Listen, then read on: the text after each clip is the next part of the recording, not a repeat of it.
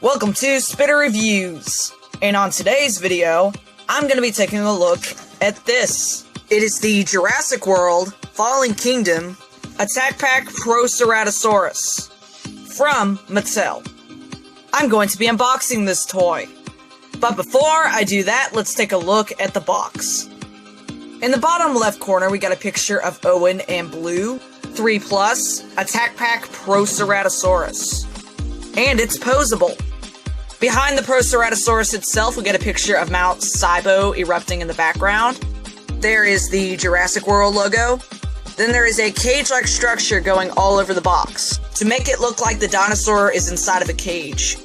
Taking a look at the very back of the box, there is a Jurassic World logo, a Universal Studios logo, and a Mattel logo.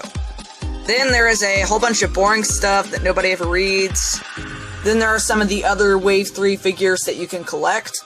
The Minmi, the Protoceratops, and the star of our review today, the Proceratosaurus. Get Jurassic World Facts app. You can scan the very bottom of your Mattel Jurassic World dinosaur's foot, and you get a whole bunch of facts about the dinosaur. Well, alright, without any further ado, let's pop this Proceratosaurus out of its box. Well, alright, here's the Attack Pack Proceratosaurus out of the box. And I gotta say, it looks really good in my opinion. Now, I know people give this figure a lot of hate because it looks kinda cartoony, and I agree. If you compare this toy to some of the other Attack Pack figures, such as the Velociraptor or Dilophosaurus, yes, it looks a little cartoony. But I actually really like it. We got this raptor kind of a look to it, but it's obviously not a raptor because it's lacking the toe claw. Despite the name, Proceratosaurus is actually a species of Tyrannosaurus, not Ceratosaurus. Well, okay, let's take a closer look at this figure. Taking a look at the head sculpt, the head sculpt looks beautiful in my opinion. There doesn't appear to be any sloppiness with the eyes, and the crest on the very tip of the nose looks really good as well. We got some creases and crevices and some lines. There's this kind of a red glossy color on the crest, and the nose looks good as well. Taking a look at the inside of the mouth, the jaw is actually quite hard to get open. There really isn't that much paint inside of it, other than the skin flaps and the tongue have been painted this pink glossy color. There is a paint mistake on the tongue. And the teeth on this figure have been very sloppily painted, like there really isn't any paint on them at all. I would hate to have to touch this figure up with paint, but I might have to. And taking a look at the jaw itself, we do got some lines underneath it, but it's pretty much just smooth plastic. Moving down to the neck, we got some pretty good detail. We got places where the muscles are supposed to be. There's where the throat is supposed to be. The arms have been sculpted very nicely. We got some very good detail on them. And its fingernails are unfortunately not painted. There is articulation in the arms. They don't go in and out. It's pretty much just basic articulation. Taking a look at the body, we got some very good detail on it. Very, very smooth skin. Kind of reminds me of skin that you'd see on an amphibian or a toad or something. There are some bumps going down the back.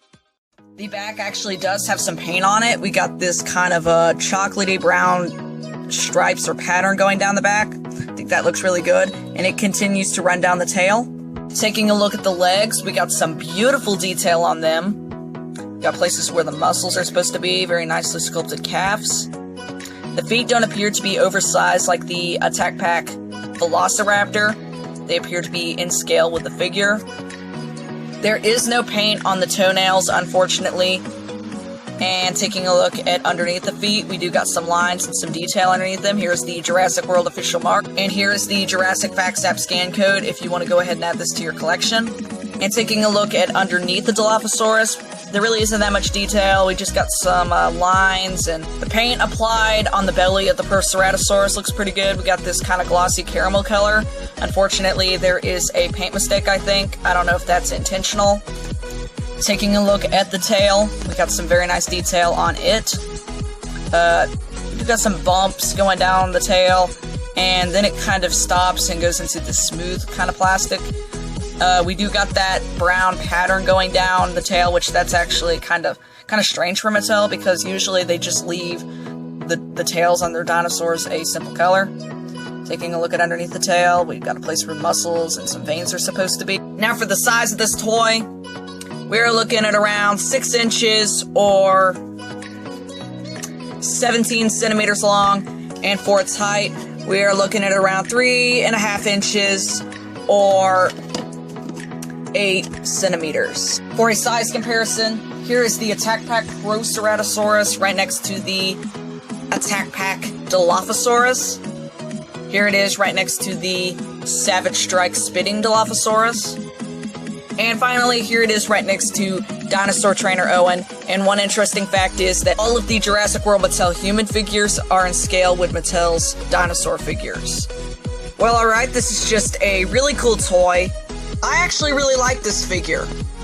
It's a little bit cartoony, but it's not as much as I thought it would be. And it is definitely one of my most favorite Attack Pack figures. If you're wanting to pick up one of these Jurassic World Fallen Kingdom Attack Pack Proceratosauruses for yourself, I would head on over to eBay or Amazon. You can find these guys for around $10-15 bucks. Mattel is coming out with a repaint of this figure for the 2019 Jurassic World Dino Rivals toy line. It has this kind of an orange color scheme, and the color scheme looks much better than this one. So if you don't like this Proceratosaurus' color scheme, you have options. Mattel is also coming out with a battle damage figure, and there's also a basic figure Proceratosaurus. The only problem I have with that figure is that it has no articulation in the jaw. It's always in this closed position. And there is another Proceratosaurus, but as of right now, nobody knows what it is. If it's an Attack Pack figure, or a new battle damage figure, or maybe something completely different. The Jurassic World Facts app gave us a little picture of its head, and it appears to have a very, very similar color scheme to this one, except it has like a blue horn or something. Well, alright, this has been Spitter Reviews. I hope you enjoyed this video. Please like, comment, and subscribe, and I will see you in the next video. Thanks for watching.